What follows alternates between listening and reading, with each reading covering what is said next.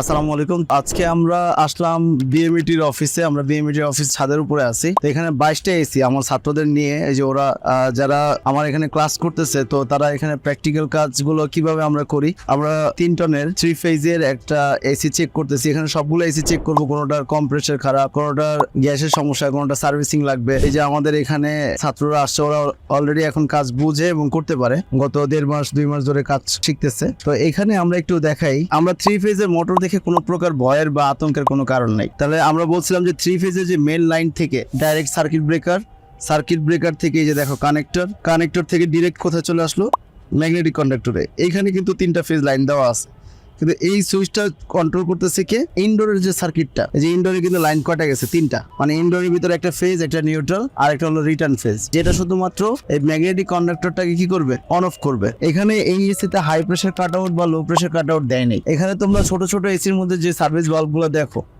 এই সার্ভিস বাল্বটা বড়, এই সার্ভিস বাল্বগুলো আর ওই সার্ভিস বাল্বগুলো একই কাজ, বাট এটা দেখার মধ্যে ডিজাইনের মধ্যে একটু পার্থক্য, বাট একই জিনিস। এইটাও এসির পাম্প ডাউন করার নিয়ম, ছোট এসির পাম্প ডাউন করার নিয়ম একই।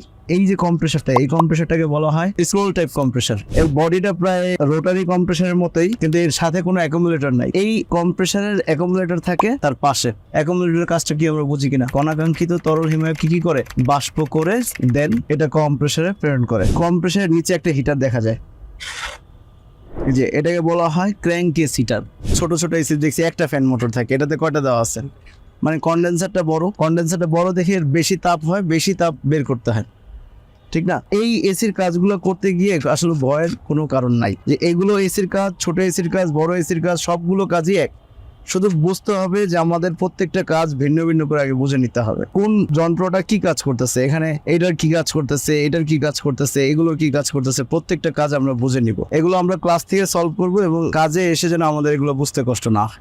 এখন এখানে এগুলো দেখে, এত কানেকশন, এত কেবল দেখে ভয়ের কোনো কারণ নেই। এখানে 2টা ফ্যানের কানেকশন এসে এখানে জয়েন্ট হয়েছে, এখানে 2টা ক্যাপাসিটর, এখানে একটা ফিউজ দেওয়া আছে সেফটির জন্য।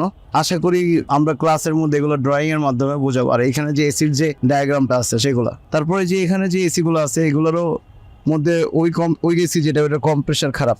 অবশ্যই এখানে অন্য একটা টিম নতুন এসি লাগাচ্ছে।